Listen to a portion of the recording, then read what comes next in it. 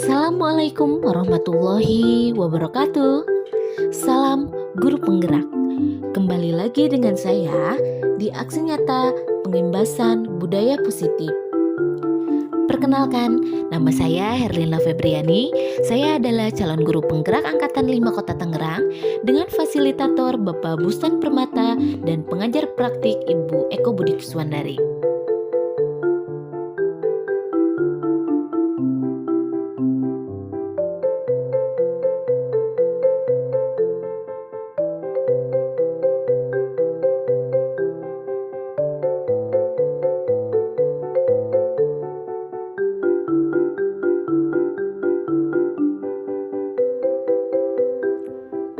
Berikut adalah kegiatan pengimbasan pemahaman dan pengalaman dalam menerapkan budaya positif kepada rekan sejawat. Kegiatan pengimbasan ini dilakukan secara virtual. Assalamualaikum warahmatullahi wabarakatuh. Waalaikumsalam warahmatullahi wabarakatuh. Rabbi syrahli sadri wa yassir li amri wahlul 'uqdatam min lisani yafqahu qawli. Terima kasih saya ucapkan kepada Ibu Bapak yang sudah berkenan hadir pada kegiatan pengimbasan budaya positif sebagai salah satu aksi nyata yang harus saya jalankan, yaitu dalam pendidikan guru penggerak. Nah, Bapak Ibu, marilah kita panjatkan puji dan syukur kehadirat Ilahi Robbi bahwasannya pada kesempatan ini, walaupun dalam tatap maya, mudah-mudahan kita semua berada dalam keadaan yang sehat. Salawat serta salam, marilah kita limpah curahkan kepada Nabi besar kita, Nabi Muhammad Sallallahu Alaihi Wasallam, kepada keluarganya, sahabatnya, dan tak lupa kepada kita semua sebagai umatnya hingga akhir zaman. Nah, baiklah Bapak Ibu, supaya lebih semangat di kegiatan kali ini, saya mau ice breaking dulu Bu. Boleh nanti ketika menjawab boleh open mic ya.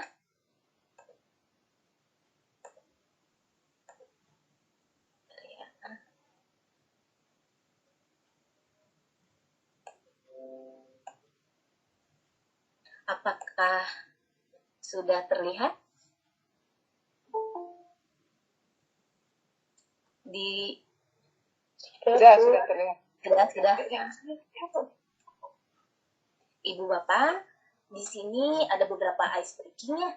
Yang pertama itu kita harus menemukan 10 perbedaan. Di sini saya akan menayangkan sebuah gambar. Nanti Bapak Ibu boleh menyebutkan gambar mana saja yang berbeda.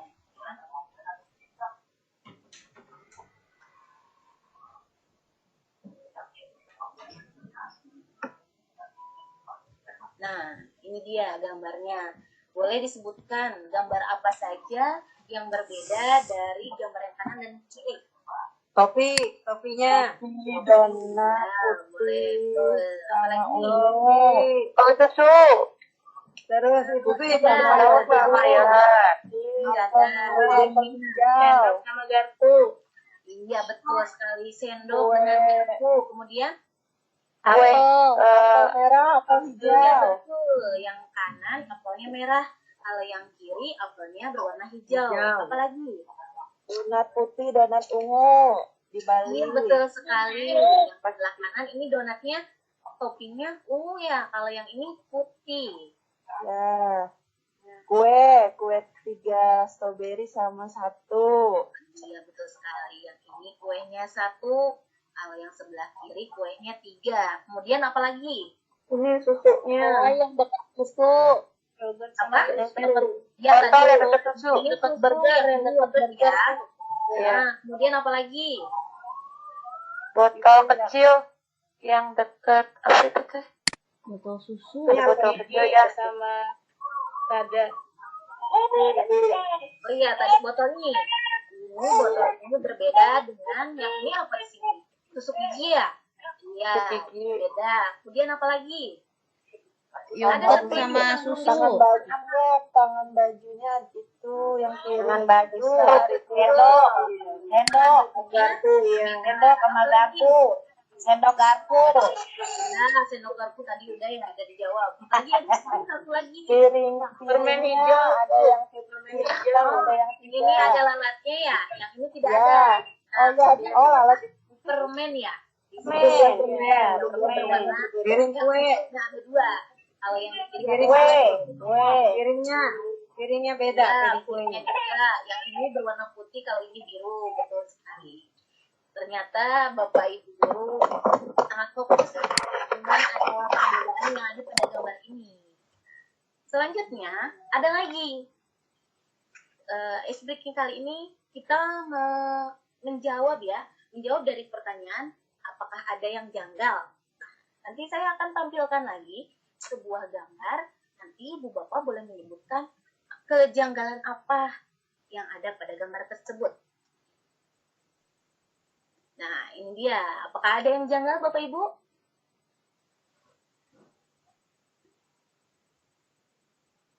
Ada sepatunya yang sama-sama. Ada sepatu pink, sepatu yang pink. Apa perbedaannya? Kenapa ini janggal, Bu? Yang satu posisinya itu ada yang belok ke apa tuh agak penyok sedikit, yang satu lurus. Oh iya, bisa kelihatan ya dari ujungnya juga kalau ini lebih runcingnya dibandingkan Iya. yang satunya. Iya betul. Yang mana lagi, Bu? Yang putih, Bu, itu sebelah kiri semua. Yang putih. Oke, betul sekali. Yang putih, Bu, yang ini. Ini katanya sepatunya kiri semua. Iya, masih ada, Ibu?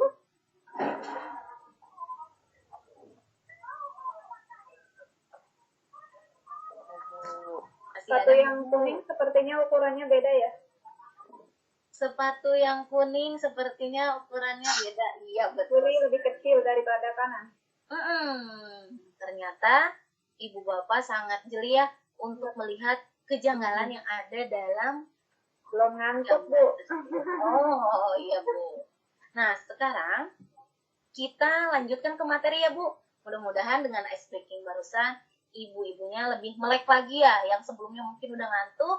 Mudah-mudahan sekarang melek lagi Bu. Semangat lagi nih buat mengikuti pengimbasan tentang budaya positif. Bentar ya.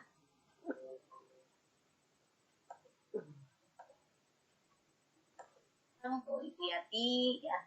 Ada yang lagi dari Lebak Banten, Ibu Nurania. Kemudian ya ada guru-guru dari sekolah saya tentunya. Kemudian teman-teman saya yang ada di Kota Tangerang juga.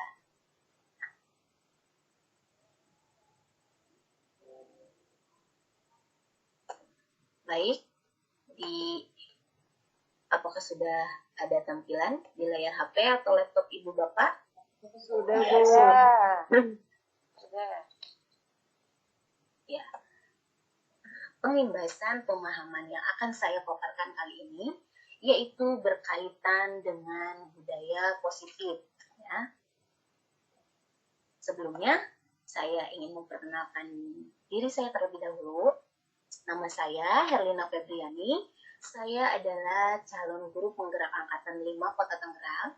Di sini dalam pendidikan ini ada fasilitator dan pengajar praktik yang mendampingi saya dalam setiap proses kegiatan pendidikan ini. Yang pertama yaitu fasilitator saya Bapak Bustan Permata, kemudian pengajar praktik yaitu Ibu Eko Budi Kuswandari.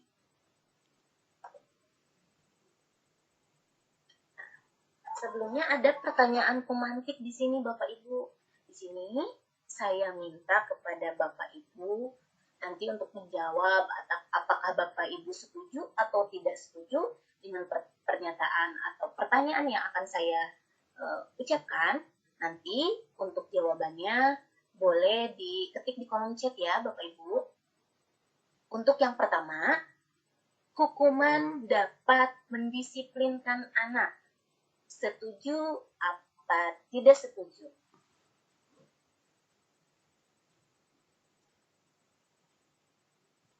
Boleh Bu Bapak menuliskan jawabannya di kolom chat.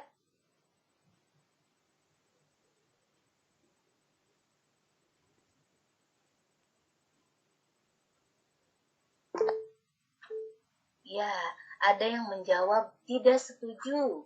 Ada yang menjawab setuju. Ada juga yang menjawab setuju, Bu. Tidak setuju.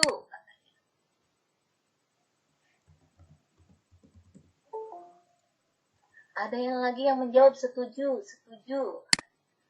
Kebanyakan ibu bapak yang menjawab di sini katanya bilang setuju bahwa hukuman itu dapat mendisiplinkan anak. Nah, sekarang kita lanjutkan dulu ke nomor 2. Pemberian hukuman dengan hal positif seperti membaca atau membersihkan halaman sekolah dapat meningkatkan disiplin anak. Ya, ibu bapak setuju apa tidak setuju? Ya, setuju. Setuju, Bu. Katanya setuju. Ya. Siapa lagi yang menjawab nih? Iya, setuju. Setuju. Ya, kebanyakan menjawab setuju ya. Kemudian yang ketiga, yaitu memberi penghargaan dapat meningkatkan motivasi belajar. Setuju apa tidak setuju?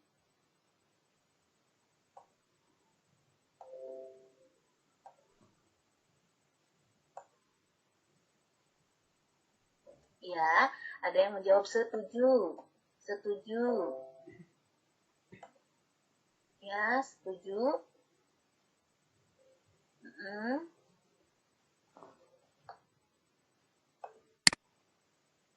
Iya, banyak yang menjawab setuju. Nah, Bapak Ibu, untuk menjawab pertanyaan ini, apakah betulkah pernyataan itu betul atau salah? Nanti kita akan jawab kembali setelah Bapak Ibu mendengarkan penjelasan atau pemaparan dari saya tentang apa itu hukuman, kemudian bagaimana itu hukuman itu baik untuk anak, apakah memberi penghargaan itu baik untuk siswa di sekolah, nanti kita akan jawab kembali. Sekarang di sini ada apakah tampilannya sudah berubah? Belum, Bu. Belum? Belum, Bu. Belum, Bu. Ya, sebentar ya. Saya stop dulu. Soalnya tidak bergerak.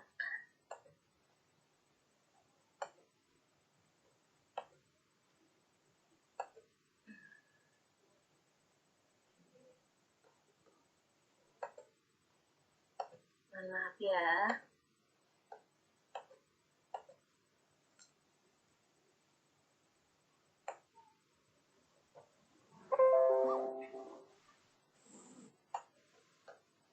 Nah, di sini yang akan kita bahas tentang apa itu budaya positif. Di dalam budaya positif itu atau untuk mencapai suatu hal yang menjadikan hal itu menjadi budaya yang positif, ada beberapa teori atau materi yang harus kita ketahui, bahkan kita pahami. Ada 6 Bapak Ibu. Yang pertama itu mulai dari disiplin positif dan nilai-nilai kebajikan universal. Kemudian teori motivasi, hukuman dan penghargaan, restitusi, kemudian keyakinan kelas, selanjutnya kebutuhan dasar manusia dan dunia berkualitas, restitusi yang di dalamnya membahas tentang 5 posisi kontrol, dan restitusi yang di dalamnya membahas tentang segitiga restitusi untuk menyelesaikan suatu masalah yang terjadi di sekolah. Baiklah, kita lanjutkan. Nah, ini kita ke materi yang pertama ya, tentang disiplin positif dan nilai-nilai kebajikan universal. Nah, sebelumnya Ibu Bapak di sini ada perubahan paradigma stimulus respon dan teori kontrol. Bisa dilihat pada tabel ini, dari setiap stimulus dan respon itu bertentangan dengan teori kontrol yang ada. Yang pertama yaitu kita mencoba mengubah orang agar berpandangan sama dengan kita. Bisa tidak Bapak Ibu, kita itu mengubah seseorang supaya pandangannya sama dengan kita? Bisa apa tidak? Boleh juga. Sulit, Bu Lina. Sulit, iya betul sekali. Susah Bu, ya susah. Iya susah Bu ya. Nah di situ juga dijelaskan bahwa dalam teori kontrol ini kita itu tidak bisa memaksakan atau tidak bisa mengubah orang supaya memiliki pandangan yang sama dengan kita. Kita hanya bisa berusaha memahami, ya, memahami pandangan orang lain tentang dunia, tentang apapun. Jadi kita tidak bisa memaksakan ya Ibu Bapak. Kemudian yang kedua yaitu perilaku buruk dilihat sebagai suatu kesalahan. Kalau di sekolah banyak tidak siswa Ibu Bapak yang melakukan perilaku buruk? Ada beberapa. Lumayan banyak. Iya, ada beberapa, katanya lumayan banyak. Nah, Ibu Bapak, ada yang jawab katanya ada beberapa Bu, ya. Nah, dari perilaku buruk yang mereka lakukan, tentunya itu jangan kita sebutkan bahwa kamu itu salah, jangan seperti itu. Tapi jika kita nanti lihat dari teori kontrol bahwa setiap perilaku murid itu pasti memiliki tujuan. Jadi kita harus tahu tujuan si anaknya apa dari setiap perilaku yang dilakukan itu. Apakah ada kebutuhan dasar yang mereka ingin capai? Nah, kemudian orang lain bisa mengontrol saya. Betul tidak Bu? Orang lain bisa mengontrol diri Ibu? Tidak. Tidak bisa. Betul. Ya, tidak betul. Tidak bisa. Nah, betul sekali. Hal itu yang Ibu jawab barusan itu sesuai dengan teori kontrol. Karena yang bisa mengontrol diri Ibu adalah diri Ibu sendiri. Tidak bisa orang lain itu mengontrol diri Ibu. Kemudian saya bisa mengontrol orang lain. Menurut Bapak Ibu bisa tidak mengontrol orang lain? Tidak. Iya, tidak. Tidak, Ya. Bu. Karena itu juga sejalan dengan teori kontrolnya. Kita kembali bahwa dalam teori itu menjelaskan bahwa kita itu tidak bisa mengontrol orang lain, ya, dan orang lain pun tidak bisa mengontrol kita. Ya. Kemudian pemaksaan ada pada saat rujukan gagal. Ya, apa Ibu Bapak pernah membujuk siswanya di sekolah dan ketika membujuk itu tidak berhasil, akhirnya Ibu Bapak memaksa? Seperti itu? Tidak Bu. Tidak, iya. Jangan ya Bu ya, jangan sampai kita memaksa anak untuk melakukan sesuatu hal yang memang mungkin misalkan kita memaksa itu untuk kebaikan nih. Nah, jangan seperti itu. Nah, dalam teori kontrol, sebaiknya kita itu berkolaborasi dan konsensus menciptakan pilihan-pilihan baru, ya. Bukan dengan paksaan, tapi dengan berkolaborasi dengan siswa itu sendiri, supaya siswa itu dapat merubah perilakunya ke arah yang lebih baik. Nah, seperti itu. Dalam stimulus dan respon juga, model berpikirnya itu menang kalah, ya. Namun, bertentangan dengan teori kontrol. Dalam teori kontrol itu, model berpikirnya itu menang dengan menang. Nah, Ibu Bapak, ini adalah diagram pemaparan atau bagan pemaparan tentang disiplin positif pada kesempatan kali ini, di mana teori kontrol atau teori pilihan ini dikemukakan oleh Dr. William Glasser, ya, di mana nanti ada makna disiplin, kemudian semua perilaku murid itu memiliki teori motivasi, ya, ada motivasinya. Tentunya ketika anak melakukan sesuatu itu nanti ada motivasinya Bu. Apa itu motivasinya? Motivasi ekstrinsik, apa itu intrinsik? Kemudian dari model berpikir, nanti di sini ada kolaborasi di mana nanti dalam penyelesaian masalah itu ada 5 posisi kontrol, yang biasanya posisi kontrol ini dilakukan oleh guru. Kemudian ada segitiga restitusi, yaitu untuk memecahkan masalah itu, ya. Ada 3 tahapan. Kemudian realitas atau kebutuhan yang berbeda pada anak. Ketika anak melakukan sesuatu, baik atau buruk itu berdasarkan kebutuhan yang dimiliki anak itu sendiri. Nah, sekarang bagaimana seseorang bisa berubah dari paradigma stimulus respon tadi, ya, kepada pendekatan teori kontrol. Nah, di sini Stephen mengatakan bahwa bila kita ingin membuat kemajuan perlahan, sedikit-sedikit ubahlah sikap dan perilaku Anda. Namun bila kita ingin memperbaiki cara-cara utama kita, maka kita perlu mengubah kerangka acuan kita. Ubahlah bagaimana Anda melihat dunia, bagaimana Anda berpikir tentang manusia, ubahlah paradigma Anda, skema pemahaman dan penjelasan aspek-aspek tertentu tentang realitas.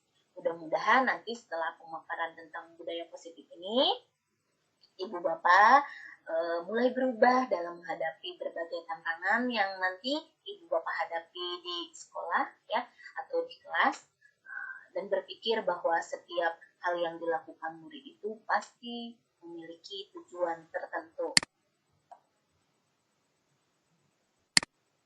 Ibu Bapak pasti pernah mendengar kata disiplin. Ya. Pernah Bapak Ibu mendengar kata disiplin? Atau Pernah. Sering. sekali ya? Iya, sering sekali. Biasanya disiplin itu dikaitkan dengan peraturan ya, tata tertib misalkan di sekolah. Nah, Ibu Bapak, disiplin itu berasal dari bahasa Latin, disciplina, yang artinya belajar. Ya. Makna asal dari kata ini berkonotasi dengan disiplin diri dari murid-murid Socrates dan Plato. Disiplin diri membuat orang menggali potensi menuju sebuah tujuan apa yang dia hargai. Jadi, nanti murid atau seseorang siapapun itu, ketika dia menjadi orang yang disiplin, mereka itu membuat dirinya itu ingin menggali potensinya, ya, potensi yang ada pada dirinya untuk mencapai sebuah tujuan. Kemudian, berbeda dengan budaya kita ya, makna kata disiplin ini telah berubah Bapak Ibu menjadi sesuatu yang dilakukan seseorang pada orang lain untuk mendapatkan kepatuhan. Ya, biasanya mungkin masih banyak ya, termasuk saya sendiri pernah bilang kepada murid, patuhi tata tertib, patuhi tata tertib, patuhi tata tertib. Seperti itu. Namun pada dasarnya ketika kita meminta siswa patuh untuk mematuhi tata tertib itu adalah salah. Ya. Kalau misalkan kita menyuruh mereka mematuhi tata tertib, otomatis itu adalah motivasi eksternal. Bisa jadi dengan motivasi eksternal itu siswanya akan terpaksa melakukan atau menaati peraturan. Nanti berbeda ya Bapak Ibu dengan motivasi intrinsik yang langsung berasal dari dirinya sendiri, bahwa mereka itu mempunyai kesadaran diri terhadap sikap-sikap atau nilai-nilai yang dia yakini supaya dia menjadi orang yang disiplin. Nah, kecenderungan umum adalah tadi menghubungkan kata disiplin dengan ketidaknyamanan. Nah, iya. Nanti kalau misalkan kita menyuruh atau memaksa siswa untuk patuh terhadap tata tertib, itu akan menyebabkan ketidaknyamanan kepada diri siswa. Selanjutnya, yaitu ada penekanan lagi dari teori kontrol yang harus kita ingat, bahwa Anda itu tidak bisa mengontrol orang lain. Hanya Anda yang bisa mengontrol diri Anda sendiri. Nah, jadi, setelah kita mengetahui apa itu teori kontrol, mudah-mudahan Ibu Bapak itu lebih memahami bahwa Ibu Bapak itu tidak bisa mengontrol orang lain, termasuk mengontrol muridnya sendiri ya. Kita tidak bisa memaksakan, tidak bisa memaksa. Ya. Tujuan dari disiplin positif ini adalah menanamkan motivasi intrinsik ya. Tadi kalau misalkan kita memaksa siswa, itu misalkan siswa akan berubah pun itu karena motivasi ekstrinsik bukan intrinsik ya. Jadi jangan sampai kita menerapkan atau mewujudkan disiplin positif tapi dengan memaksa kehendak atau mengontrol orang lain termasuk murid itu sendiri ya. Biarkan murid itu memiliki motivasi intrinsik dalam melaksanakan atau mematuhi segala peraturan yang ada di sekolah. Ketika murid-murid kita memiliki motivasi intrinsik, mereka akan tetap berperilaku baik. Mereka akan berperilaku baik tanpa harus kita suruh-suruh, tanpa harus kita paksa, ya. Dan mereka melakukan itu semua berdasarkan nilai-nilai kebajikan. Karena mereka ingin menjadi orang yang menjunjung tinggi nilai-nilai yang mereka hargai, atau mencapai suatu tujuan mulia. Nanti akan saya jelaskan nilai-nilai kebajikan apa saja yang nanti akan dipercaya atau bisa kita terapkan di sekolah. Sebagai pendidik, apa yang harus kita lakukan? Sebagai pendidik itu, tujuan kita adalah menciptakan anak-anak yang memiliki disiplin diri, sehingga mereka bisa berperilaku dengan mengacu pada nilai-nilai kebajikan universal dan memiliki motivasi intrinsik, bukan ekstrinsik, serta mereka bisa bertanggung jawab terhadap apa yang mereka lakukan. Mudah-mudahan nanti ke depannya Ibu Bapak bisa menerapkan teori kontrol sehingga murid kita di sekolah mampu memunculkan atau mewujudkan disiplin positif itu sendiri dengan motivasi intrinsik. Nah, Ibu Bapak pernah mendengar nilai-nilai kebajikan universal? Belum.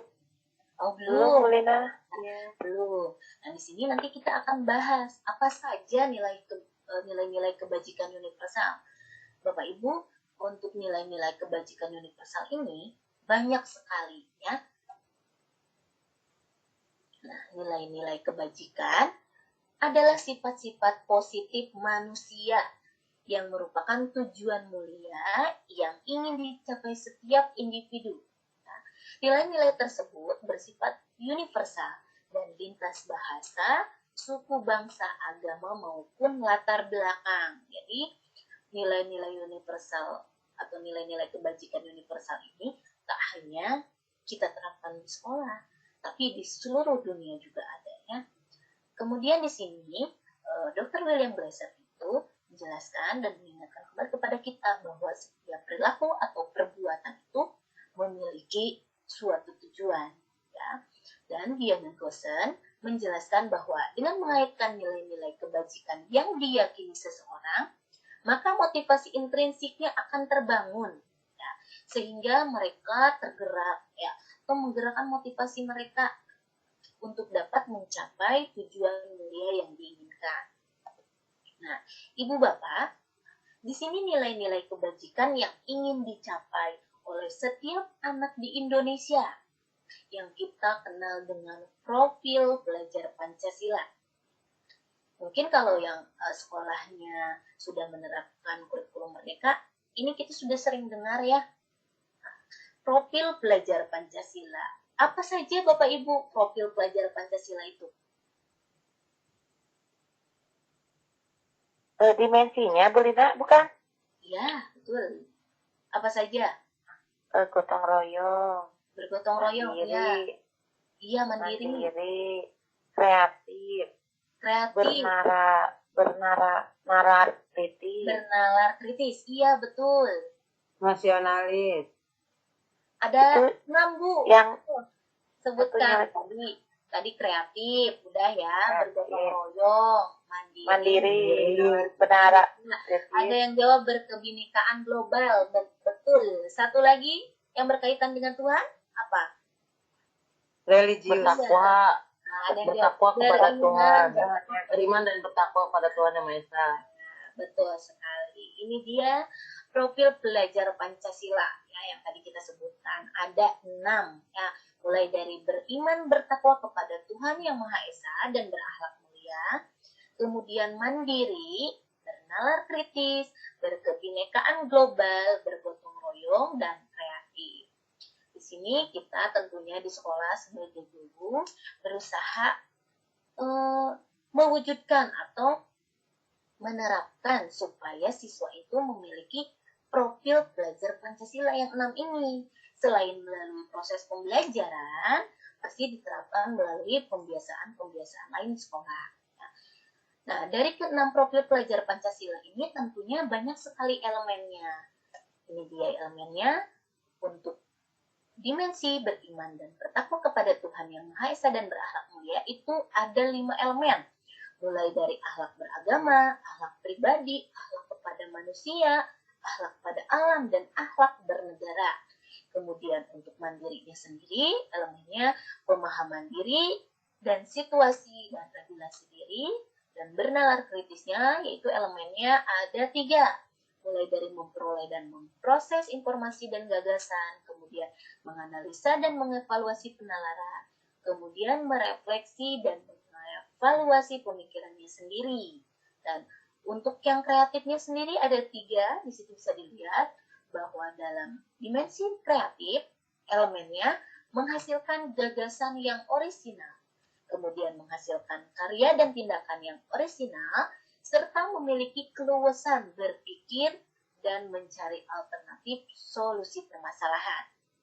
Untuk dimensi bergotong royong, di sini elemen yang ditekankan itu anak-anak bisa berkolaborasi dan ada elemen kepedulian. Jadi anak itu bisa saling peduli dengan temannya atau nanti dengan orang-orang yang ada di lingkungan sekitarnya. Kemudian yang terakhir yaitu pada dimensi kebinekaan global itu ada 4 elemen, dari mengenal dan menghargai budaya, kemudian komunikasi dan interaksi antar budaya, refleksi dan tanggung jawab terhadap pengalaman kebinekaan, serta berkeadilan sosial. Ini semua adalah elemen-elemen dari setiap dimensi profil pelajar Pancasila. Nah, sekarang kita berlanjut ke teori motivasi, hukuman, dan penghargaan. Nah, restitusi. Ya. Ibu Bapak, sekarang, bentar dulu ya. Nah, ada teori motivasi. Ya. Motivasi itu terbagi menjadi 2. Ada motivasi eksternal, ada motivasi internal. Ya. Di sini ada contohnya. Biasanya untuk motivasi eksternal ini, siswa itu misalkan membuat atau melakukan sesuatu itu untuk menghindari ketidaknyamanan atau hukuman. Misalkan siswa itu membuang sampah pada tempatnya karena mereka itu takut diberi hukuman oleh gurunya. Nah, kemudian dari motivasi eksternal lainnya, bisa saja siswa itu melakukan hal atau sesuatu itu karena mereka ingin mendapat imbalan dari orang lain, misalkan dari gurunya. Kemudian ada motivasi internal. Di situ anak-anak lebih menghargai diri sendiri. Jadi dia melakukan sesuatu atau perbuatan itu karena dia itu menghargai diri sendiri.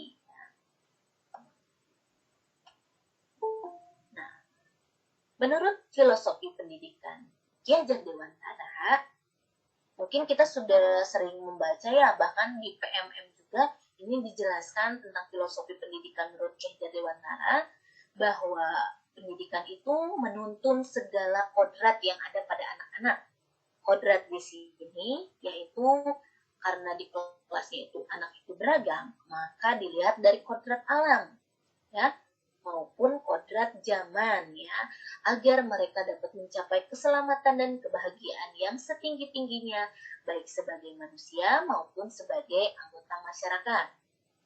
Bagaimana dengan filosofi ini? Hendaknya guru seperti apa?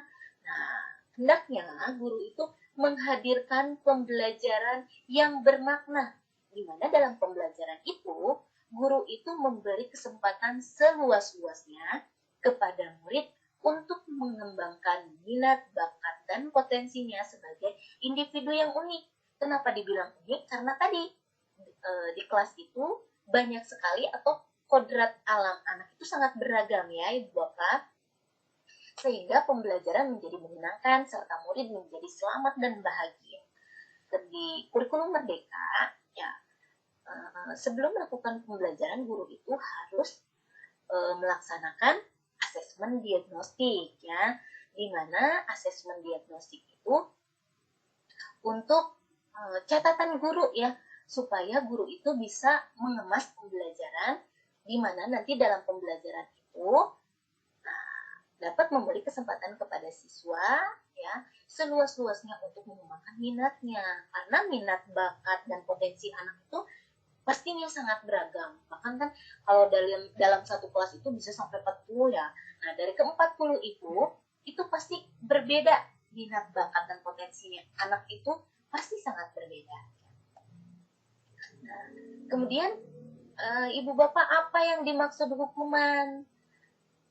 Apa yang dimaksud konsekuensi? Apakah hukuman dan konsekuensi itu sama atau berbeda? Berbeda. Iya, betul sekali. Nah, sekarang Bapak Ibu boleh menjawab secara langsung ya atau di kolom chat. Nah, di sini kita akan menentukan dulu. Di sini ada beberapa tindakan yang dilakukan dulu. Nanti Ibu Bapak menjawab apakah itu sebuah hukuman atau konsekuensi. Untuk yang pertama, mencatat 100 kali di buku kalimat "saya tidak akan terlambat lagi" karena siswa itu terlambat datang ke sekolah. Apakah itu hukuman atau konsekuensi, Bapak Ibu? Hukuman. Ada yang bilang itu hukuman. Apalagi? Apakah jawabannya ada yang berbeda? Yang lainnya ada yang bilang konsekuensi. Ya, siapa lagi? Coba, Hukuman. apa itu hukuman? Ada yang bilang hukuman lagi. Kemudian yang kedua, Bapak Ibu, lari mengelilingi lapangan basket 2 kali karena terlambat hadir di sekolah. Itu hukuman atau konsekuensi? Konsekuensi. Konsekuensi, iya. Ada yang bilang hukuman. Iya, ada yang jawab juga tuh, hukuman. Konsekuensi. Kemudian yang ketiga, kita lanjutkan. Murid diminta untuk push up 15 kali karena tidak menggunakan masker di sekolah. Pak Gilar, suka ngehukum nggak? Suruh anaknya push up? Hukuman. Tidak Pernah, Bu. pakai masker di sekolah? Pernah. Itu hukuman atau konsekuensi, Pak Gilar? Hukuman. Hukuman, Bu. Hukuman, iya. Apakah ada yang pendapatnya berbeda dengan Pak Gilar? Sama, Bu. Hukuman. Sekarang yang selanjutnya menggantikan kertas tugas teman yang telah dicoret-coret. Itu hukuman atau konsekuensi? Konsekuensi. Ya, konsekuensi ya. Ya, rata-rata menjawab konsekuensi ya. Kemudian membersihkan tumpahan air di meja tulis karena tersenggol pada saat belajar. Konsekuensi. Ya, banyak yang menjawab konsekuensi katanya. Yang selanjutnya, murid disuruh untuk mengenakan sepatu. Mengenakan sepatu seharian di sekolah karena tidak mengenakan sepatu hitam. Maaf, di situ murid disuruh untuk tidak mengenakan sepatu. Ya, kurang sedikit. Hukuman. Tidak mengenakan sepatu seharian di sekolah karena tidak mengenakan sepatu hitam. Hukuman. Hukuman, katanya. Ada yang jawab konsekuensi. Satu lagi ya, lari mengelilingi lapangan basket 2 kali karena terlambat 10 menit untuk pelajaran PJOK. Itu hukuman atau konsekuensi? Konsekuensi. Ada yang bilang hukuman, ada yang bilang konsekuensi. Konsekuensi. Iya, konsekuensi. Marilah Ibu kita lihat Ibu Bapak jawabannya. Nah, ternyata tadi mencatat 10 kali di buku tulis kalimat "saya tidak terlambat lagi" itu adalah sebuah hukuman ya. Kemudian lari mengelilingi lapangan basket 2 kali itu karena terlambat hadir di sekolah itu juga hukuman. Yang ketiga itu murid diminta push up 15 kali karena tidak menggunakan masker di sekolah, itu juga hukuman. Kemudian menggantikan kertas tugas teman yang telah dicoret-coret itu adalah konsekuensi. Ya. Membersihkan tumpahan air di meja karena tersenggol pada saat belajar itu juga konsekuensi. Yang selanjutnya murid disuruh tidak mengenakan sepatu seharian karena tidak mengenakan sepatu berwarna hitam, itu juga adalah hukuman. Dan yang terakhir yaitu lari mengelilingi lapangan basket 2 kali karena terlambat 10 menit untuk pelajaran itu. Nah, berdasarkan dapat disimpulkan ya bahwa hukuman itu biasanya tidak terencana, ya, tiba-tiba. Mungkin Bapak Ibu juga pernah memberikan hukuman kepada muridnya di sekolah. Pernahkah Ibu?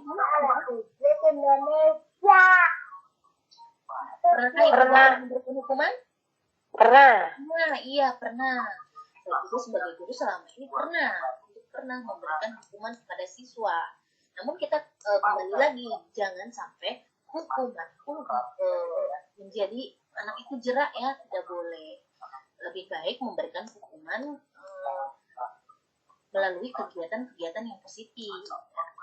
Anak atau murid itu tidak tahu apa yang akan terjadi dan tidak dilibatkan ya.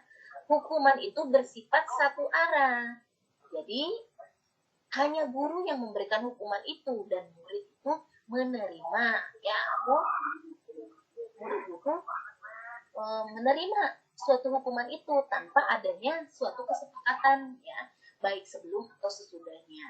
Jadi dari tadi pernyataan atau tindakan guru tadi bisa kita ingat kembali bahwa tadi ada hukumannya itu berupa fisik maupun psikis ya.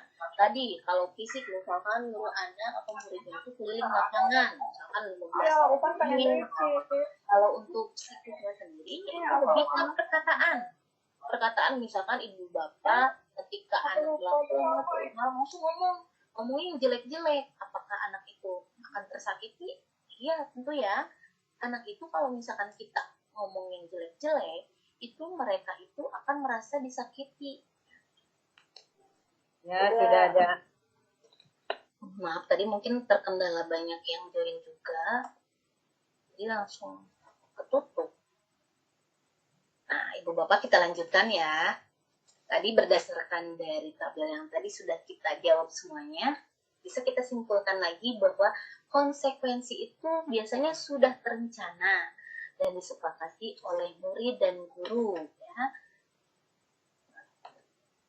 Konsekuensi itu dibuat oleh pihak guru maupun murid di mana keduanya sudah mengetahui apabila terjadi pelanggaran seperti tadi ya, ada menyebutkan bahwa beberapa tindakan yang dilakukan guru itu ada konsekuensi. Nah, itu anak atau murid dan gurunya itu sudah tahu jika anak itu melakukan suatu pelanggaran, nanti konsekuensinya akan seperti apa. Gitu.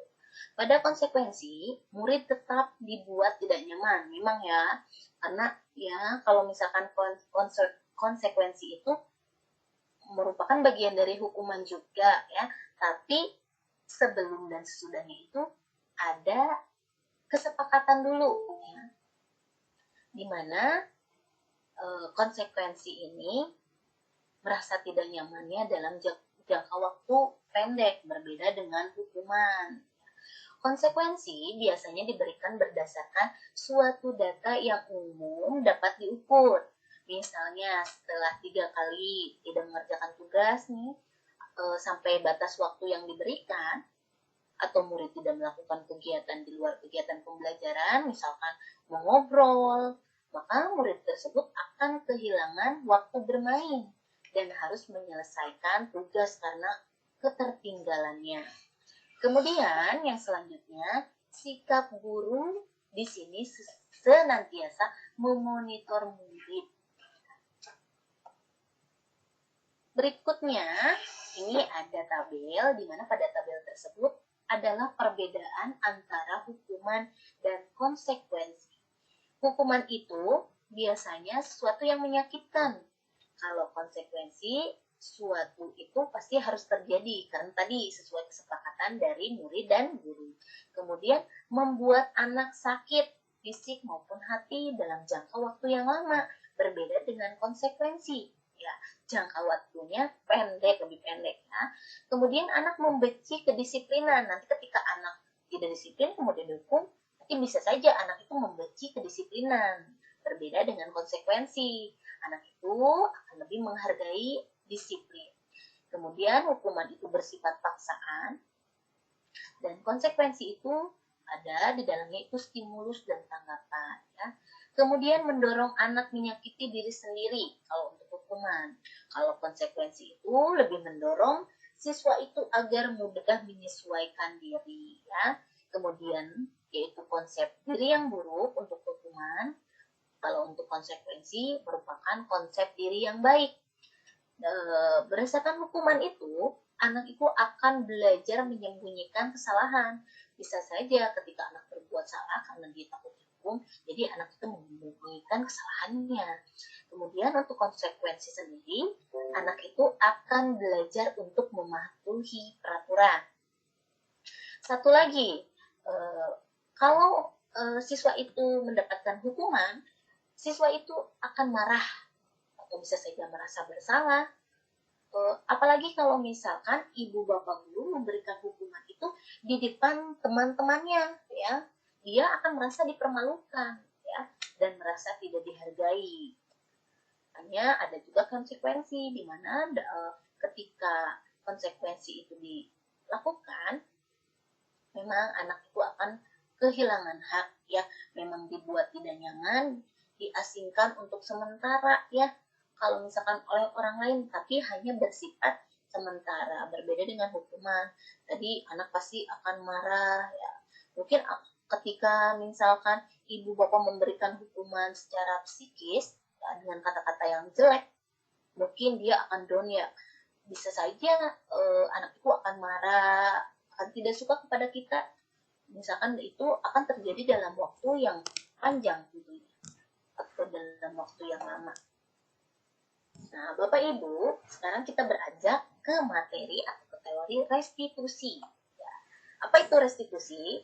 Nah, restitusi adalah proses menciptakan kondisi bagi murid untuk memperbaiki kesalahan mereka, sehingga mereka itu bisa kembali kepada kelompok mereka dengan karakter yang lebih kuat. Ibu Bapak, restitusi ini memang sebetulnya pasti sudah Bapak Ibu sering lakukan di sekolah. Jadi ketika anak membuat kesalahan, kita itu tidak langsung, hai kamu itu berbuat salah. Kenapa kamu seperti itu? Nah, tidak seperti itu. Tapi dengan restitusi ini, guru itu bisa berkolaborasi dan mengajarkan murid untuk mencari solusi, ya, solusi terhadap masalah yang mereka lakukan. Dan dengan restitusi ini akan membantu murid berpikir tentang orang seperti apa yang mereka inginkan, ya. Kemudian bagaimana mereka harus memperlakukan orang lain, lebih ke refleksi diri, ya. Tidak kalau untuk menyelesaikan masalah terhadap pelanggaran yang dilakukan murid itu tidak harus dengan langsung dihukum, tapi kita bisa melakukan sebuah restitusi. Nanti akan dijelaskan lebih detail bagaimana proses restitusi itu pada kegiatan segitiga restitusi, ya. Nah, ciri-ciri dari restitusi itu, yang pertama bukan untuk menebus kesalahan, betul, namun untuk belajar dari kesalahan. Jadi kan tadi berdasarkan restitusi itu nanti guru berkolaborasi dengan siswa untuk menemukan solusi terhadap masalah yang dia perbuat. Kemudian memperbaiki hubungan, ya. Kemudian tawaran dalam restitusi, nanti ada guru itu memberikan tawaran, kira-kira solusi seperti apa yang bisa muridnya lakukan untuk memperbaiki kesalahan yang dia perbuat. Jadi tidak adanya paksaan, ya. Bukan nanti ketika anak itu melakukan kesalahan, hei kamu harus menyelesaikan masalah yang sudah kamu perbuat seperti A, B, tidak seperti itu. Itu nanti itu lebih ke memaksa ibu bapak. Kemudian yang keempat, restitusi menuntun untuk melihat ke dalam diri. Jadi anak itu diingatkan kenapa dia berbuat salah seperti itu. Ya, pasti ada yang menjadi alasan mengapa anak itu melakukan suatu kesalahan. Kemudian restitusi itu mencari kebutuhan dasar yang mendasari tindakan yang tadi saya jelaskan, ya, bahwa setiap siswa melakukan kesalahan itu pasti mempunyai alasan atau untuk mencari kebutuhan dasar, ya. Kebutuhan dasar apa saja itu? Nanti ada penjelasannya di 5 kebutuhan dasar manusia, ya. Kemudian restitusi diri itu cara yang paling baik. Nah, ini adalah cara yang paling baik untuk bisa guru terapkan dalam menyelesaikan setiap masalah yang dihadapi di kelas, ya, atau di sekolah, ya. Kemudian restitusi ini fokus pada karakter bukan tindakan. Iya, betul sekali. Jadi dengan restitusi ini, kita itu akan fokus ke karakter anak, memperbaiki atau menuntun anak ke arah karakter yang lebih baik. Jadi bukan tindakan, kamu harus merubah tindakan itu. Tidak seperti itu. Biar dia menyadari, oh ternyata yang dilakukan dia itu salah. Nah, jadi dia akan menanamkan karakter yang lebih baik ya. Kemudian restitusi itu fokus pada solusi. Dalam tahapannya nanti pastinya siswa dengan guru itu mencari solusi bersama untuk menyelesaikan masalah yang terjadi. Kemudian yang terakhir yaitu mengembalikan murid yang berbuat salah pada kelompoknya.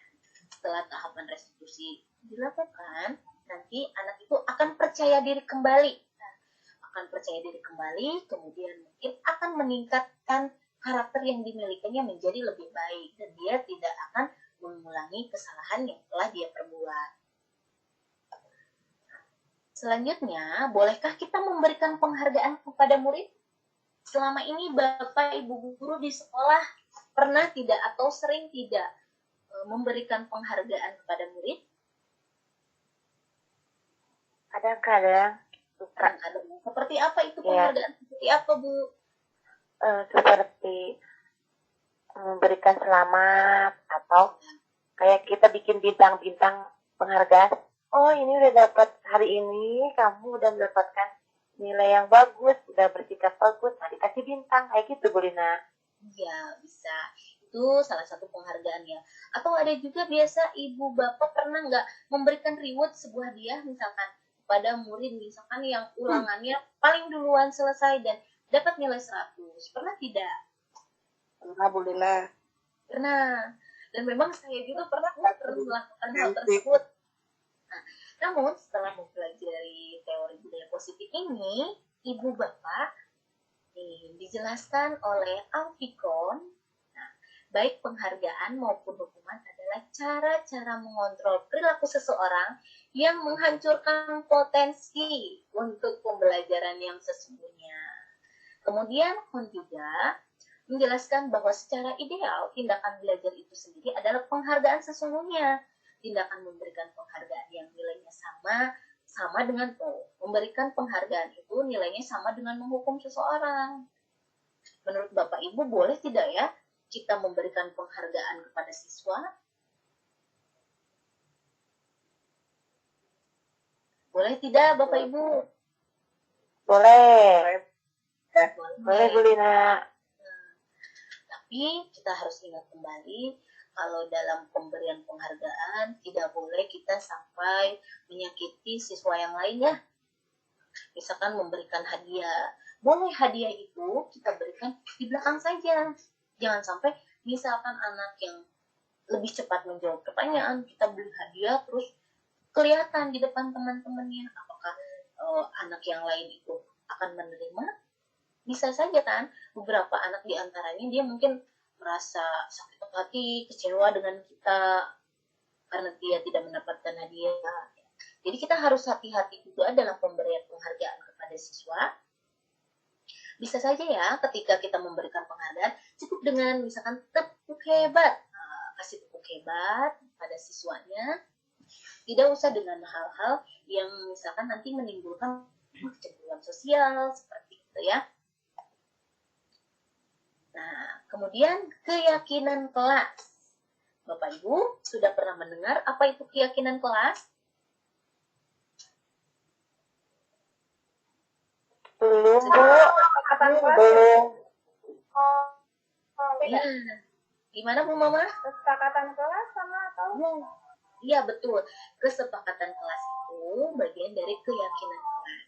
Mungkin banyak sekali di antaranya kalau di sekolah itu lebih mengetahuinya tata tertib di kelas ya Bu ya. Nah, padahal di sini kita itu sebaiknya di sekolah itu membuat keyakinan kelas. Jangan tadi tata tertib. Biasanya keyakinan kelas ini kita buatnya bersama siswa ya. Kalau peraturan atau tata tertib itu biasanya bersifat kita sendiri yang menuliskan ya, supaya anak-anak itu mematuhinya, bukan dengan cara berkolaborasi dengan siswa itu sendiri untuk membuat peraturan atau bisa kita sebut tadi keyakinan kelas. Mengapa tidak peraturan saja, Bu, di sini? Mengapa harus keyakinan kelas? Sama seperti contoh, mengapa kita memiliki peraturan harus menggunakan helm bila mengendarai kendaraan roda 2? Kemudian mengapa kita memiliki peraturan 3M, menggunakan masker, mencuci tangan, dan menjaga jarak 1,5 meter? Sama dengan lagi pertanyaan, mengapa kita memiliki peraturan harus datang tepat waktu pada saat mengikuti pelatihan? Pada kenyataannya, keyakinan kelas ini memang hampir mirip dengan peraturan.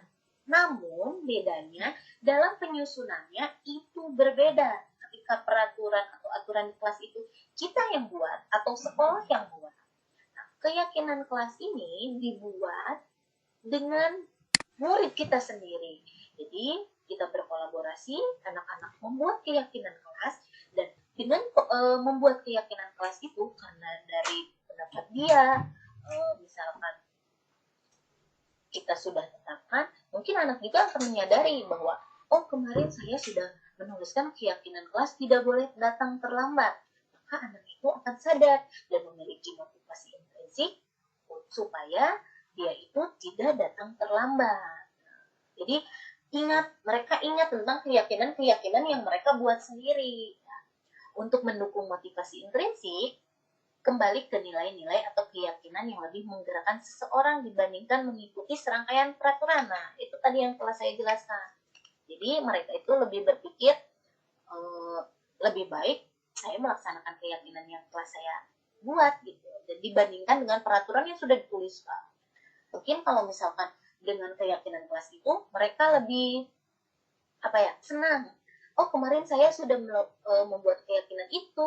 Wah, hari ini, besok, dan seterusnya, akhirnya saya bisa melaksanakannya dengan lebih baik atau tidak melanggar keyakinan-keyakinan yang sudah ada. Nah, Ibu Bapak, di sini ada diagram gimana nih peraturan kelas. Nah, ada peraturan kelasnya. Kemudian kita bikin tuh keyakinan kelas. Keyakinan kelas yang ini, keyakinan ini harus diyakini seluruh murid ya. Karena tadi pembuatannya langsung dengan murid kita sendiri. Tidak kita yang menulis keyakinan kelas. Kalau kita yang menulis itu masuknya ke peraturan kelas. Dengan keyakinan kelas, insya Allah nanti akan muncullah lingkungan positif. Jadi anak-anak itu lebih disiplin, mematuhi apa yang mereka tuliskan di keyakinan kelas tadi. Kemudian akhirnya menjadi budaya positif ya.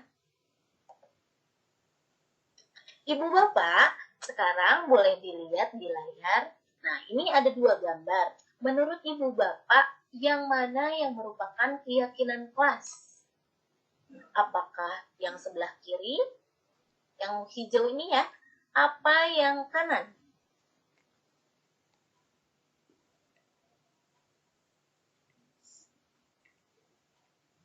Yang mana tuh? Kanan ya, Bu? Kanan, Putih apa yang Bu. hijau?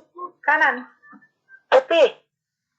Ada yang bilang yang putih, yang kanan katanya. Coba yang lainnya.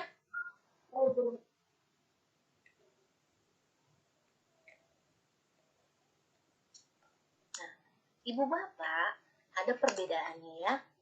Ini memang ada tulisannya judulnya kesepakatan kelas, tapi kita juga harus jeli. Di sini kami guru dan murid yang saling menyayangi. Ini sebuah pernyataan ya. Kita lihat lagi yang sebelah kiri. Di sini datang tepat waktu, mengucapkan salam. Kemudian menjaga kebersihan sekolah. Kemudian di kanan kami murid yang semangat belajar.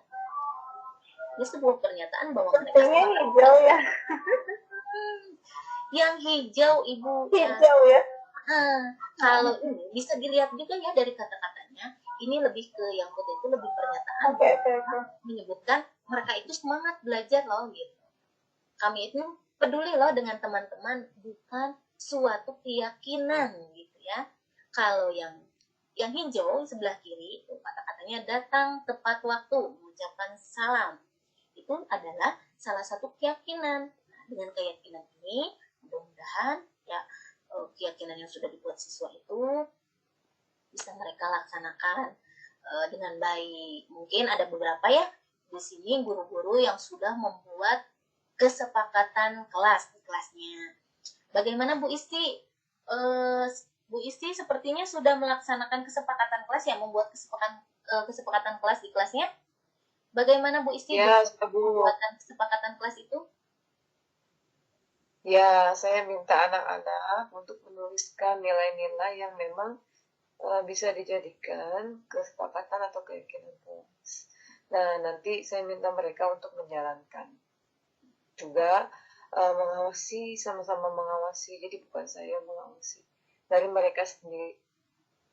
Iya, betul sekali. Dengan adanya keyakinan kelas ini, kan kita bisa tulis atau buat semenarik mungkin dan tempelkan di kelas. Ketika salah satu murid itu tidak melaksanakan keyakinan itu, tidak hanya kita sebagai gurunya yang memantau ya, tapi teman-temannya juga memantau dan mengingatkan ya. Ketika ada yang membuang, misalkan menyobek kertas dan membuang kertas itu sembarangan di kelas, dilihat lagi, ternyata di keyakinan kelasnya menjaga kebersihan sekolah ya, termasuk kelasnya sendiri. Nah, kalau misalkan anak itu udah mempercaya atau meyakini keyakinan yang ada atau kesepakatan yang telah dibuat, pasti mereka itu akan saling mengingatkan. Ibu Bapak lihat pada layar di sini. Nah, dalam tampilannya dapat terlihat Bapak Ibu? Kenapa Bu? Dapat terlihat di layar? Sudah, Bu. Nah, ini ada peraturan ya, keyakinan kelas. Ada peraturannya di situ, selalu kembalikan buku ke tempatnya. Dilarang mengganggu orang lain ya. Kemudian hadir di sekolah 15 menit sebelum pembelajaran dimulai. Nah, untuk selalu kembalikan buku ke tempatnya, itu keyakinan kelas yang masuknya ke nilai apa?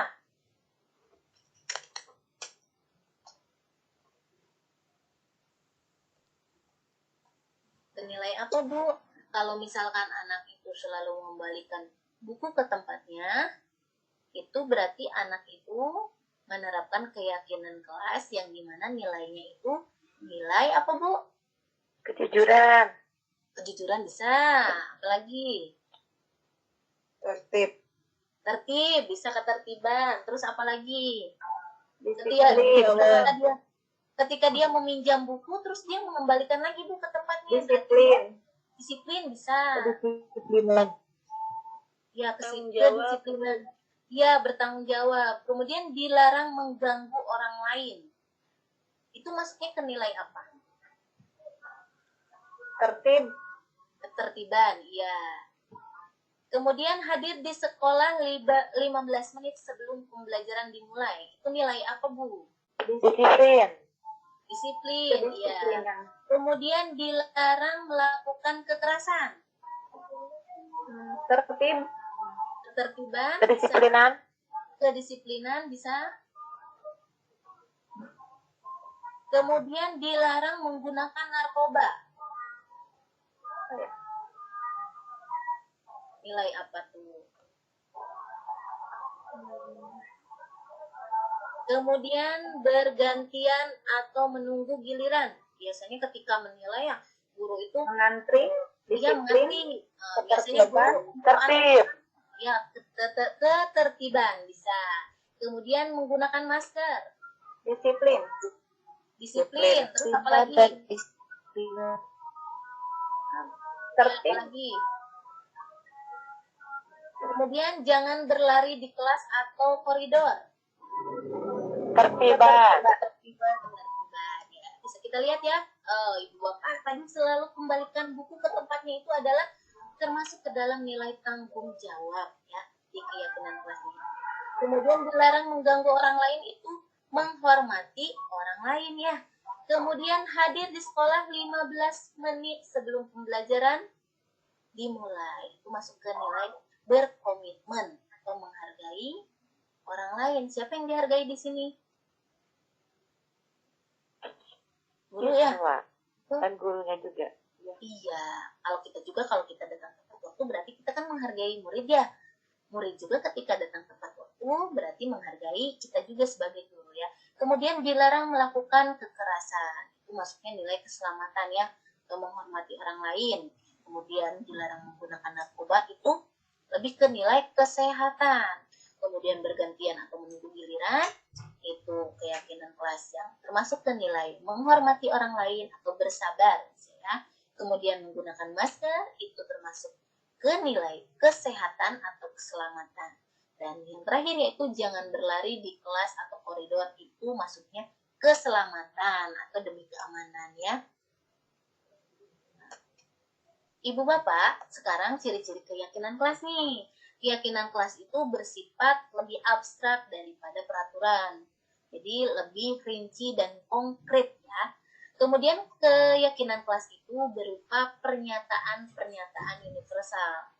Kemudian pernyataan keyakinan kelas senantiasa dibuat dalam bentuk positif seperti tadi, datang tepat waktu, tidak dituliskan tidak datang di luar atau setelah jam bel masuk misalnya, atau tidak membuang sampah, dan tidak seperti itu, tapi membuang sampah pada tempatnya. Jadi menggunakan bentuk kata yang positif ya. Kemudian keyakinan kelas itu hendaknya tidak terlalu banyak ya, supaya mudah diingat dan dipahami oleh siswanya. Tidak usah tuh sampai 20, 30, tidak usah. Nanti kan siswanya nggak ingat tuh keyakinan kelasnya apa saja. Bisa saja cukup 5 atau 7. Kita juga mengarahkan siswanya itu berdasarkan apa yang sering terjadi atau permasalahan apa yang sering muncul dan sering mereka temukan di kelasnya, supaya itu menjadi dasar dalam pembuatan keyakinan kelas. Kemudian keyakinan kelas sebaiknya sesuatu yang dapat diterapkan di lingkungan tersebut. Tentu saja ya, keyakinan kelas ini yang harus kita terapkan di kelas ya. Atau lebih bagus lagi ketika di luar kelas atau di sekolah, di lingkungan sekolah ya. Semua warga kelas hendaknya ikut berkontribusi dalam pembuatan ya. Itu harus dalam pembuatan keyakinan kelas, siswa itu harus terlibat langsung ya. Kemudian bersedia meninjau kembali keyakinan kelas dari waktu ke waktu ya. Tadi dengan adanya keyakinan kelas, anak-anak itu pasti akan saling mengingatkan ketika temannya membuat kesalahan ya. Nah, ini adalah berbagi pengalaman implementasi pembentukan keyakinan kelas. Pada saat ini saya mengajar di kelas 1 dan alhamdulillah ya segini juga ya. Alhamdulillah ya Ibu Bapak, ketika membuat keyakinan kelas atau kesepakatan kelas di kelas 1, memang bisa Ibu Bapak bayangkan lah, berbeda dengan kelas tinggi yang sudah mulai gampang diarahkan, berbeda dengan kelas 1 yang kadang yang menulis juga hurufnya harus diarahkan. Ketika dia menjawab apa, Ibu, saya tidak tahu hurufnya apa saja. Jadi dalam pembuatan keyakinan kelas ini, jadi saya juga membimbing mereka. Ini videonya sebentar ya, masih dalam proses.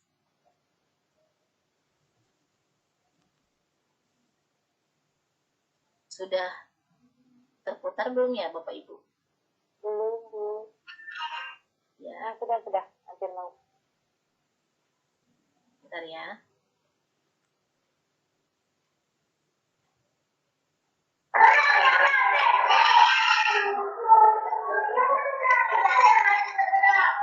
Bapak Ibu, ketika di kelas 1 itu memang lebih senang kayak nyanyi ya. Jadi nanti ini saya menambahkan juga yang kreativitas dan sana yang mudah-mudahan ya bisa menginspirasi Bapak Ibu untuk bisa diterapkan di sekolah. Saya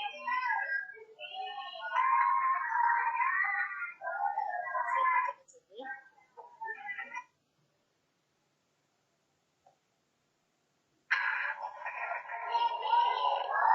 Ini ya.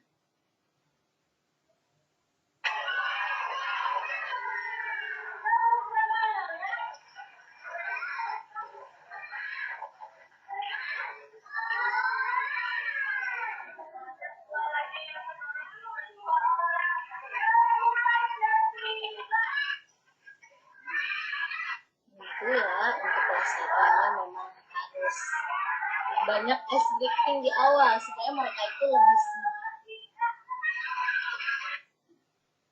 Dipercepat saja ya. Untuk proses pembuatan kesepakatan kelas ini, langkah yang saya lakukan yaitu yang pertama memberikan stick note ya kepada siswa, karena mereka siswa kelas 1 yang memang sangat aktif ya. Kadang sampai memilih kertas pun mereka harus memilih warnanya sendiri sesuai keinginan mereka. Nah, di sini kita juga memberikan kebebasan ya, sebagai guru memberikan kebebasan supaya anak itu mau terlibat, supaya anak itu bersemangat dalam kegiatan kesepakatan kelas ini.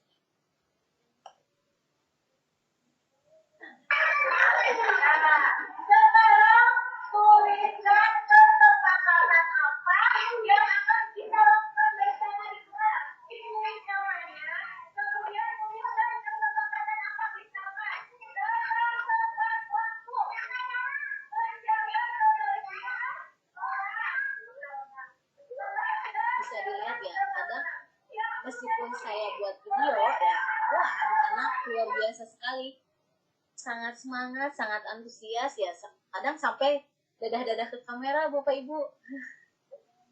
Itu yang saya alami ketika saya itu mengajak siswa itu berkolaborasi ya.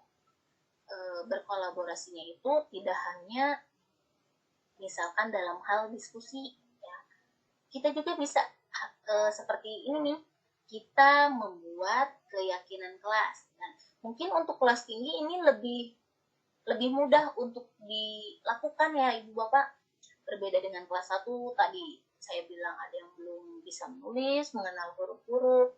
Jadi di sini ya butuh kesabaran yang ekstra sekali. Nah, tadi dalam pembuatan kesepakatan kelas, setiap anak menuliskan pada stick note, kemudian menempelkan pada karton yang telah saya sediakan.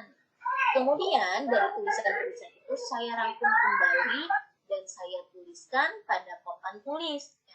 Biar semua anak mengetahui keyakinan kelas apa saja yang telah mereka buat.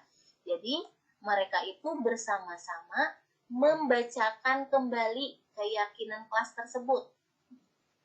Kemarin di sini setelah saya tuliskan semua di papan tulis, saya mengajak mereka untuk membaca bersama-sama dengan sangat keras ya,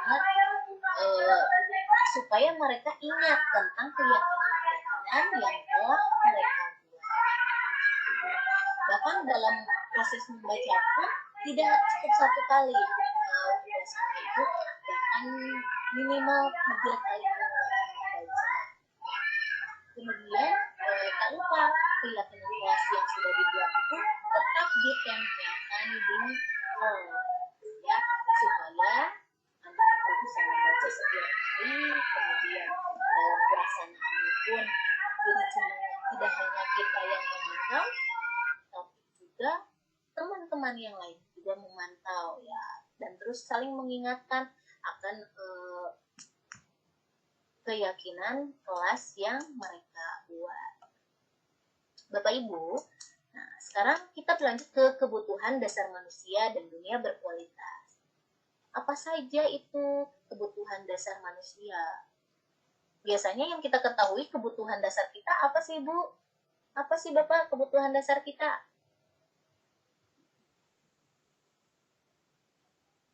Makan, Makan, ya. minum, kayak gitu. Minum, tidur misalkan ya. Biasanya kita tahunya itu aja kebutuhan dasar. Misalkan punya rumah ya, bisa beristirahat dengan cukup ya. Biasanya kita menyebut kebutuhan dasar kita itu seperti itu ya antaranya. Ternyata Ibu Bapak, kebutuhan dasar manusia itu adalah setiap tindakan yang dilakukan murid, di mana dalam melakukan sesuatu itu ada alasannya ya. Alasan tersebut berkaitan dengan kebutuhannya yang belum terpenuhi. Kebutuhan tersebut harus dipenuhi oleh setiap manusia. Nah, di sini pada lingkaran ini ada 5 kebutuhan dasar manusia mulai dari kebutuhan bertahan hidup, kemudian kasih sayang dan rasa diterima, kemudian penguasaan, kesenangan, dan kebebasan. Ya. Bisa saya sebutkan contoh ya, contoh bagaimana seseorang itu ingin memenuhi kebutuhan dasar manusianya itu dalam hal kebutuhan bertahan hidup. Misalkan ada salah satu murid di sekolah, misalkan namanya Arsil. Nah, dia itu membawa bekal milik temannya. Kemudian kita harus menanyakan kenapa dia itu membawa bekal milik temannya. Nah, ternyata ia membawa bekal milik temannya itu karena lapar dan orang tuanya tidak membawakannya bekal. Nah, contoh seperti itu yang saya jelaskan itu bahwa Arsil itu sedang berusaha memenuhi kebutuhan bertahan hidup tadi karena dia itu lapar. Nah, kemudian untuk kasih sayang dan rasa diterima, misalkan lagi Arsil itu mengambil bekal tadi, bekal temannya. Nah, ternyata setelah saya tanya, kenapa Arsil membawa bekal temannya? Karena dia merasa kalau dia membawa bekal temannya, dia merasa lebih diperhatikan gitu. Dikejar-kejar, ya, dilihatin mungkin sama temennya, kenapa Arsil bawa bekal saya gitu. Dan akhirnya setelah itu guru juga bisa memberitahu orang tuanya. Dan dengan hal seperti itu, nah nanti orang tuanya itu lebih memperhatikan atau lebih memberi perhatian kepada Arsil. Kemudian dalam hal kebutuhan dasar penguasaan, misalnya tadi Arsil yang sudah saya jelaskan ya, Arsil itu selalu merasa hebat karena dia itu karena dia yang badannya kekar, tinggi, gede ya. Dia itu melihat temannya itu jadi takut terhadap dia ya. Dan temannya itu selalu menuruti keinginan dia. Maka sebetulnya di situ itu Arsil sedang berusaha memenuhi kebutuhan dasar akan kekuasaan. Jadi dia berkuasa. Setiap apa yang dia tunjuk atau dia inginkan dituruti sama teman-temannya. Kemudian yang keempat yaitu kebutuhan dasar manusia dalam hal kesenangan. Misalkan Arsil suka iseng dan dia melihat ekspresi temannya. Temannya misalkan sangat kesal dan menurut Arsil ekspresi temannya itu sangat lucu. Maka di situ Arsil sedang berusaha memenuhi kebutuhan akan kesenangannya. Padahal temannya kesel, tapi dia senang melihat ekspresinya ya. Kemudian satu lagi tentang kebebasan ya. Kebutuhan dasar kebebasan. Contohnya Arsil itu tiap hari bawa bekal, tapi bekalnya itu sama setiap harinya yang diberikan orang tuanya. Oleh karena itu, dia ingin mencoba makan atau mencicipi makanan-makanan atau bekal yang dibawa temannya. Di situ maka Arsil itu berusaha memenuhi kebutuhan akan kebebasan. Karena tadi dia ya mempunyai atau anak teman-temannya itu merasa takut, dia mencoba semua makanan temannya.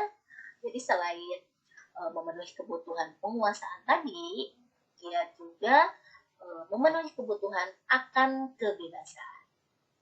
Nah, untuk dunia berkualitas di sini dunia berkualitas Anda adalah tempat khusus dalam pikiran Anda, tempat menyimpan gambaran representasi diri dari semua yang Anda inginkan. Bisa berisi orang-orang, hal-hal, dan apa saja yang terbaik dalam hidup Anda dan membuat Anda merasa bahagia dan terpenuhi kebutuhan dasar Anda. Ya. Di sini juga Glaser menyebutkan bahwa seperti semacam album foto, sehingga isinya tidak akan terlalu banyak, hanya terdiri dari beberapa hal saja yang sangat signifikan dan benar-benar terbaik dalam hidup Anda, sehingga membuat hidup Anda menjadi lebih bermakna. Selanjutnya yaitu 5 posisi kontrol. Di sini ada 5 posisi kontrol yang bisa sewaktu-waktu kita terapkan ya. Kita bisa saja menjadi seorang penghukum, membuat orang merasa bersalah, menjadi teman, atau sebagai pemantau dan manajer. Ya. Dalam kelima ini bisa Ibu Bapak lihat pada tabel. contoh gurunya berbuat seperti apa kalau sebagai penghukum, sebagai pembuat orang merasa bersalah seperti apa, kemudian sebagai teman seperti apa, sebagai pemantau seperti apa, dan sebagai manajer seperti apa. Dalam kelima ini, ada yang termasuk ke dalam posisi kontrol positif, dan ada juga yang masuk ke dalam posisi kontrol positif. Jika penghukum dan pembuat orang merasa bersalah, itu identitas itu akan gagal. Maka kedua itu termasuk ke dalam posisi kontrol negatif, ya. Kalau yang positif yaitu sebagai teman, sebagai pemantau, atau akan lebih bagus lagi ketika kita sebagai manajer, ya. Nah, Ibu Bapak, jadi posisi kontrol apa nih yang pernah Bapak Ibu lakukan di sekolah? Mungkin sebelumnya ya kita melaksanakan aja ya, tapi belum tahu apa yang dilakukan Bapak Ibu guru itu, posisi kontrol apa gitu. Nah, Ibu Bapak, di sini sebutkan bahwa posisi kontrol manajer lah yang paling baik ya. Posisi di mana guru itu berbuat sesuatu bersama murid, mempersilahkan murid mempertanggungjawabkan perilakunya, mendukung murid agar dapat menemukan solusi atas permasalahannya sendiri. Tadi tidak langsung menghukum, tapi mengajak siswa berdiskusi untuk menemukan solusi yang bisa dia lakukan untuk memperbaiki kesalahannya. Kemudian di sini saya kecewa sekali. Itu posisi kontrol apa? Kalau ada kalimatnya saya kecewa sekali. Apakah itu sebagai teman, penghukum, atau membuat orang menjadi berasa bersalah, atau sebagai Membuat orang merasa bersalah. iya betul. Kemudian kamu tidak pernah benar melakukannya. Biasanya kalau kita menyebutkan seperti itu berarti posisi kontrol kita sebagai apa ya? Teman ya. Kamu tidak pernah. Teman bukan ya? Penghukum. Ada yang jawab teman, ada yang jawab penghukum. Kemudian nanti kita lihat ya jawabannya. Kemudian ayolah lakukan demi ibu bapak. Itu sebagai apa? Sebagai teman. Sebagai teman, ya bisa. Kemudian apakah kamu mau mendapatkan stiker bintang hari ini? Memantau. Memantau, iya boleh. Kemudian bagaimana kamu bisa menyelesaikan masalah ini? Manajer. Sebagai manajer, ya bisa. Nanti kita lihat ya jawabannya. Kemudian kamu selalu yang paling terakhir. Sebagai apa tuh? Kalau kita udah ngomong, ternyata kamu yang selalu paling terakhir nih nulisnya.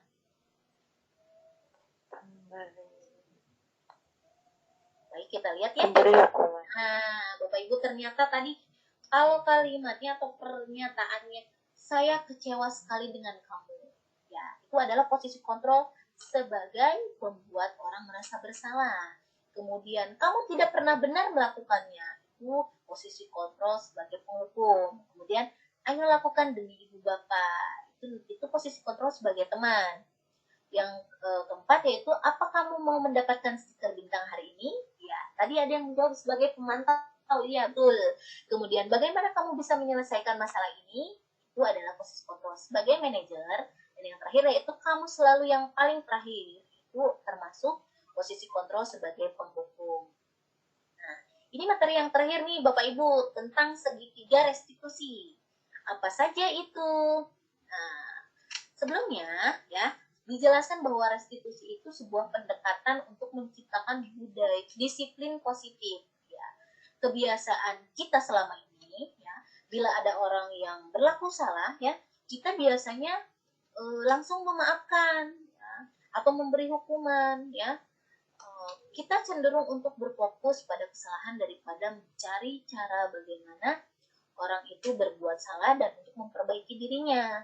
Kemudian kita lebih fokus pada cara mereka membayar akibat dari kesalahan yang mereka perbuat, dan kemudian kita juga membuat kondisi menjadi impas, ya. Biasanya menjadi lebih penting daripada sebuah situasi menjadi benar. Nah, di sini ada gambar segitiga restitusi. Jadi kenapa disebutkan segitiga restitusi? Karena ada 3 tahap, di mana tahapan ini sangat berkaitan ya Bapak Ibu. Tahapan yang pertama itu menstabilkan identitas ya, di mana tujuan dari menstabilkan identitas ini adalah untuk membuat murid yang merasa gagal karena berbuat salah menjadi positif terhadap dirinya sendiri. Bisa dilihat di situ contoh-contoh gurunya berkata seperti apa. Ya, misalkan ada yang berkata kalau misalkan anaknya membuat kesalahan, ya nak, berbuat salah itu memang manusiawi, atau bisa saja menyebutkan, ya nak, betul sekali, ibu juga pernah melakukan kesalahan seperti itu. Namun setelah itu dilanjutkan ke tahap validasi kebutuhan, di mana tujuannya untuk membantu murid menggali kebutuhan yang ingin dipenuhinya ketika melakukan kesalahan ya. Di situ ibu bapak guru bisa menyebutkan atau bisa berkata bahwa contohnya, kamu pasti mempunyai alasan mengapa kamu melakukan hal seperti itu ya. Jadi jangan langsung menjadi kamu itu salah, nah, jangan seperti itu. Langsung bertanya, kamu itu pasti mempunyai alasan ketika kamu melakukan suatu kesalahan. Kemudian ke tahapan berikutnya yaitu menanyakan keyakinan, di mana pada tahapan ini murid tujuannya itu adalah murid melihat kesalahannya. Jadi murid menyadari kesalahannya seperti apa, kemudian kita hubungkan dengan norma sosial atau nilai-nilai keyakinan kelas. Bisa kaitkan dengan itu. Nah, contohnya guru berkata, apa nilai yang kita percayai atau kita percaya di kelas. Setelah melakukan atau berkata seperti itu, akhirnya nanti di tahapan akhir itu kita bertanya apa yang harus mereka lakukan supaya mereka itu bisa memperbaiki kesalahan yang ada, dan kesalahan itu yang kamu perbuat itu atau siswa perbuat itu benar-benar misalkan keluar dari nilai yang sudah diyakini. Jadi untuk memperbaiki lagi keyakinan yang sudah mereka buat. Nah, ini adalah pengalaman implementasi pada tahapan segitiga restitusi yang pernah saya lakukan di kelas, di mana Dahlia ini adalah salah satu murid saya yang datangnya terlambat. Apa datang terlambat itu sebuah kesalahan? Ya Bu, datang terlambat adalah kesalahan. Juga pernah melakukan kesalahan seperti itu. Jadi mari kita selesaikan bersama ya. Ya Bu. Ya, kamu pasti. Jadi ketika siswa itu membuat kesalahan, kita itu jangan langsung menjudge itu salahnya seperti itu, tapi gini diajak diskusi, kemudian ditanya alasannya apa, dia tadi datang terlambat, kemudian mengajak siswa untuk berdiskusi solusi apa yang bisa dia lakukan untuk memperbaiki kesalahan. Tadi dalam mencari solusinya, kita mengaitkan dengan keyakinan kelas yang sudah kita buat bersama-sama dengan murid. Mengikuti upacara bendera hari Senin. Nah, Dahlia tahu apakah keyakinan kelas itu harus diterapkan? Iya, Bu. Apa yang akan Dahlia lakukan supaya Dahlia bisa melaksanakan keyakinan kelas dengan baik? Aku tidak akan menonton televisi hingga lalu malam lagi supaya bisa datang ke sekolah dengan waktu. Iya, Dahlia. Ibu harap kamu tidak mengulanginya lagi ya. Iya, Bu. Itu adalah contoh dari penerapan dari segitiga restitusi, yaitu ya ketika anak datang ke sekolahnya terlambat.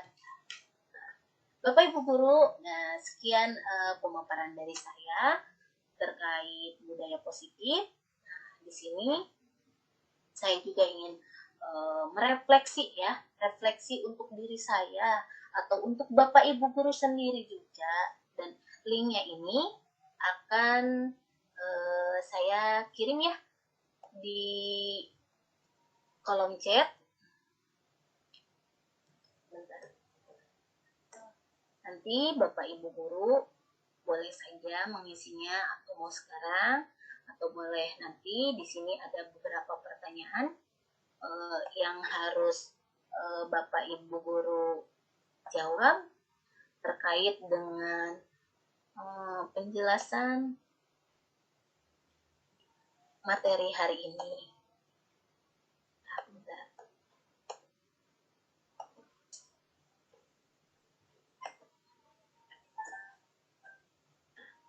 Bisa lihat di kolom chat ya Bapak Ibu. Itu ada link Google Form. Nanti boleh Bapak Ibu isi sebagai refleksi setelah saya memberikan atau memaparkan materi tentang budaya positif. Mudah-mudahan semuanya Bapak Ibu guru ikut mengisi ya. Karena dari refleksi ini saya juga nanti akan melampirkan ke dalam tugas-tugas saya berkaitan dengan aksi nyata pada kesempatan ini terkait pengimbasan budaya positif. Baiklah Bapak Ibu, sudah pada ngantuk ya? Tidak, Bu. Tidak. Oh, masih semangat ya? Ya, Bu. Ya. Bapak Ibu, saya ucapkan terima kasih atas segala kesediaannya untuk hadir di acara pengimbasan ini. Mudah-mudahan segala kebaikan Bapak Ibu dibalas oleh Allah Subhanahu wa Ta'ala. Mungkin saya ya. Terima kasih, Bu. Ini saya ucapkan lagi terima kasih. Sama-sama Bu Rina. Warahmatullahi wabarakatuh. Waalaikumsalam. Terima kasih, Bu Rina. Ilmunya bermanfaat. Oke, bye. Maaf kalau banyak salah-salah kata, terus tadi terkendala dalam Salah satu dapat 9. PowerPoint-nya. Dari hasil refleksi, dapat kita lihat bahwa sebagian besar guru akan mencoba menerapkan budaya positif di kelasnya. Kemudian, mereka sangat senang dengan materi yang saya sampaikan, sehingga mereka lebih memahami teori-teori yang dapat diterapkan di kelas dalam menghadapi berbagai tantangan yang ada, sehingga mewujudkan budaya positif. Kemudian para peserta pengimbasan menyebutkan bahwa mereka akan lebih memahami kondisi siswanya di kelas, sehingga akan terjalin kolaborasi yang baik antar guru dan siswa. Selanjutnya yaitu mereka akan menjadi guru yang mampu mengelola kelas dengan bijaksana, menyenangkan, dan kreatif. Itulah kegiatan aksi nyata tentang pengimbasan pemahaman budaya positif yang telah saya lakukan. Mudah-mudahan kegiatan ini menginspirasi semua Bapak Ibu guru yang ada di Indonesia khususnya, agar lebih mendukung proses penerapan budaya positif di sekolahnya masing-masing. Terima kasih atas perhatiannya. Wassalamualaikum warahmatullahi wabarakatuh.